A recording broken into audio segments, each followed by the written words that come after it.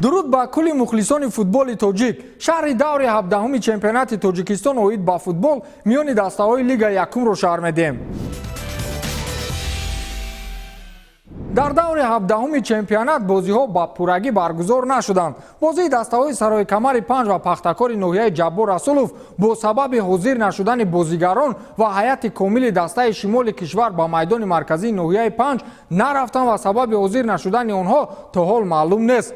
ҷониби федератсияи футбол мегӯянд барои баргузор шудани бозии мазкур аз ҷониби лига ҳама чӣ омода буд. ҳайати доваронро муайян карда будем ва бозигарони дастаи сарои камар низ ба пуррагӣ ба майдон ҳозир шуданд, вале аз футболбозони дастаи пахтакор ҳеҷ дараке нашуд ва ин ҳам дар ҳолест ки ба унвонии лига якум низ аз ҷониби дастаи пахтакор ҳеҷ мактубе ворид ҳам нашудааст. ҳоло натиҷаи қазияи мазкур баррасӣ мешавад ва баъд чӣ анҷом ёфтанашро ба шумо хабар медиҳем. бозии дастаҳои моҳири ёвон ва ваҳдати шаҳри ваҳдат низ бо сабаби ҷашнгирӣ аз иди истиқлолияти давлатии ҷумҳурии тоҷикистон ва банд будани майдони марказии ноҳияи ёвон барои барномаи консертии идона баргузор нашуд. бозиҳои дигар хеле ҷаззоб сурат гирифтанд ки дар ин нашр хоҳем гуфт. дар барномаи қаблӣ гуфта будем ки дар даври 17-ум рақобати марказӣ ин дидори дастаҳои ҳосилот ва ҳулбук хоҳад буд, чун дар сурати бурди яке аз дастаҳо мавқеъгирӣ дар ҷадвал комилан тағйир меёбад. яке аз дастаҳо ба мақоми дуюм меравад, вале мутаассифона дастаҳо бо баргузории як бозии берангу бенур барои тағйири рақамҳо дар ҷадвал кӯшиш накарданд. умеди мухлисони ҳулбуку ҳосилотро футболбозони дастаи равшани зафаробод бароварда карданд. онҳо бо дастаи зуртарини чемпионат регар тадаст вохӯрӣ доштанд ки шикаст хӯрданд ва ҳулбуку ҳосилот ба таври автоматӣ ба мақомҳои дуюму сеюм рафтанду равшанро боз ба хонаи доимиашон мавқеи чорум баргардониданд. дар бозии дастаҳои ҳосилот ва ҳулбук фурсатҳои голзанӣ камтар мушоҳида шуд ва тарафайн бозии дифоъкоронаро ба роҳ монданду давиданҳои бесуду комбинатсияҳои номаълум бештар ба мушоҳида мерасид. ҳамкоронамон васеътар шаҳр медиҳанд.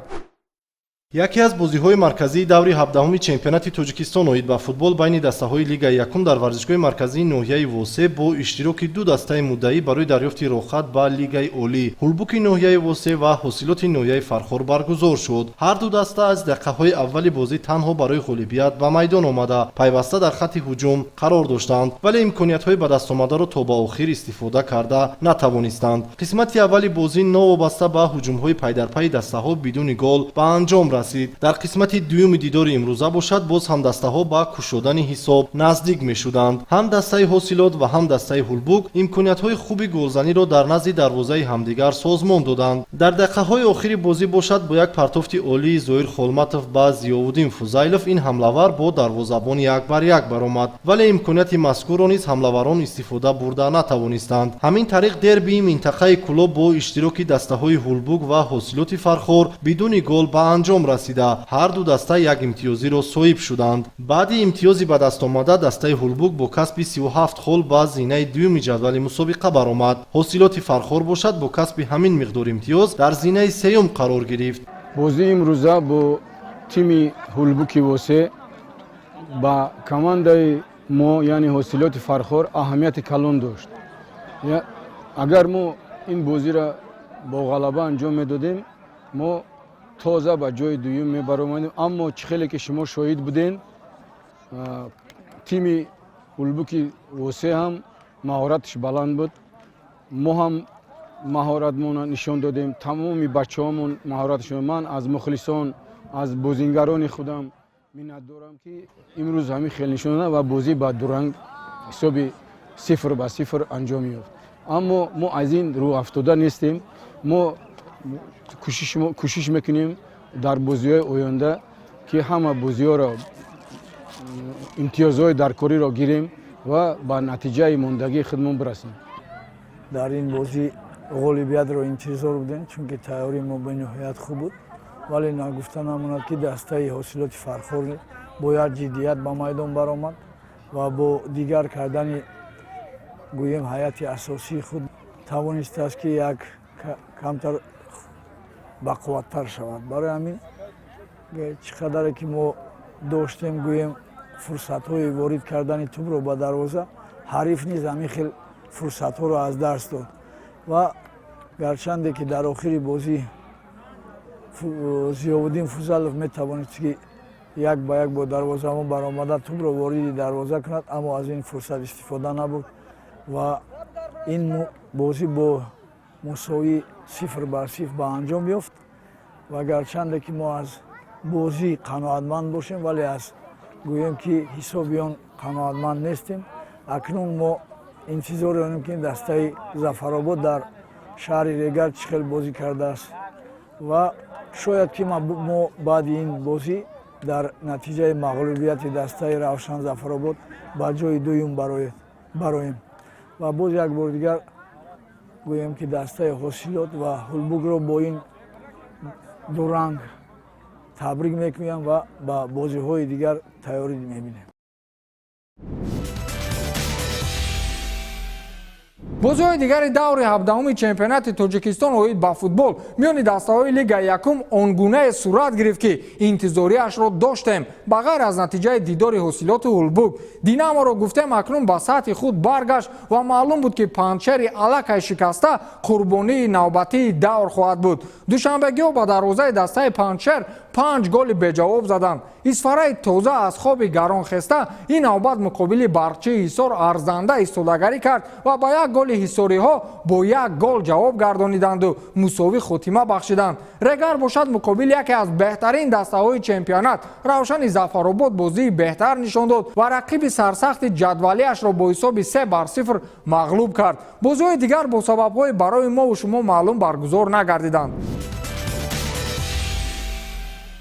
баъди даври мазкур дар ҷадвали чемпионати Тоҷикистон оид ба футбол миёни дастаҳои Лигаи Якум тағйиротҳои кул ба миён омад. Дастаи Равшани Зафаробод ки чанд даври қабл дар мавқеи дуюми ҷадвал буд, инак боз ба мавқеи чорум баргашт ва Ҳулбуки Восе бошад бо 37 хол мавқеи дуюмро ишғол кард ки чӣ гуна гуфтем ин бо шарофати бохти дастаи Равшан буд. Регар Тадас бо 42 хол сартози ҷадвал ва Ҳосилот бо 37 хол ва тафовути голҳои кам аз Ҳулбук дар мавқеи сеюм маскан гирифта. Аслан барои мавқеъҳои болоӣ ё худ чоргона аз аввал Регар, Ҳулбук, Ҳосилот ва Равшан мубориза мебурданд ва ин ҳамакнун ба анъана табдил ёфтааст. Динамо рақамҳои ҷадвалии худро бо чорумин дастаи ҷадвал Равшани Зафаробод баробар карданист. ҳоло онҳо 33 хол доранд ки бо Равшан баробар гаштан ҳамагӣ 3 холи дигар лозим меояд. Барқчии Ҳисор ҳоло аз рӯи сад дастаи аз рӯи тавоноии шашуми ҷадвал ба ҳисоб меравад ки то ҳол дар хазинаи худ 19 хол ҷамъоварӣ сохтааст. Саройкамар бо як бозии кам ва дороии 16 хол ҳоло мавқеи ҳафтуми ҷадвалро соҳибӣ дорад. Панчер бошад бо натиҷаҳои хеле бади чанд даври охир ҳаминак ба мавқеи ҳаштуми ҷадвал бо 14 хол меистад. Пахтакор ва Ваҳдат ҳоло дастаҳои ба аутсайдерон ҳамсояро мемонанд ки мавқеъҳои нуҳуму даҳумро ишғол карданд. Моҳир дар миёнаи мавсим замоне ба худ омад ва 9 хол ҷамъ карданду дигар ҳамин тавр боз аз саҳнаи ғолибиятҳо канор рафтанд. ҳоло замони бедории Исфара расидааст ки дар 3 бозии охир аллакай 7 хол ҷамъ карданд. бо ҳамин сад агар бозии онҳо идома ёбад, боварӣ дорам ки аз хавфи рафтан ба Лигаи дуюм раҳоӣ меёбанд.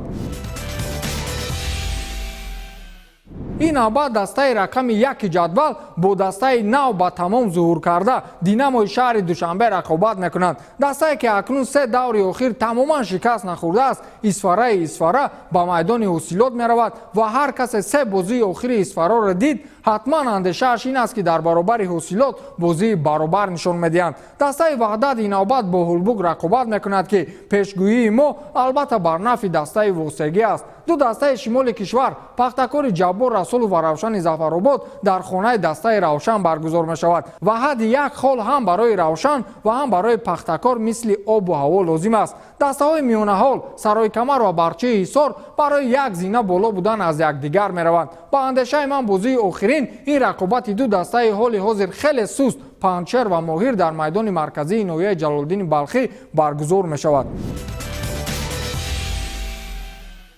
рӯйхати нишонзанҳои чемпионат низ ин навбат дар мавқеъҳои болоӣ тағйиротҳо дорад. Шавкати Ҳотам аз Регар Тадас то ҳол бо ҳамон 10 голи хеле қаблии худ дигар гол зам накарду мавқеи дуюмро ба бозигари дастаи Равшан Бахтиёр Зарипов дод. Далер Шарипов ҳам бо 13 гол дар мақоми аввали рӯйхат қарор дорад ва танҳо тафовути голҳои тариқи пеналти зада миёни Далер ва Бахтиёр тафриқаи холӣ меандозад. Далер ва Бахтиёр ҳоли ҳозир бо 13 голӣ лидерии ҷадвалро бар уҳда доранд.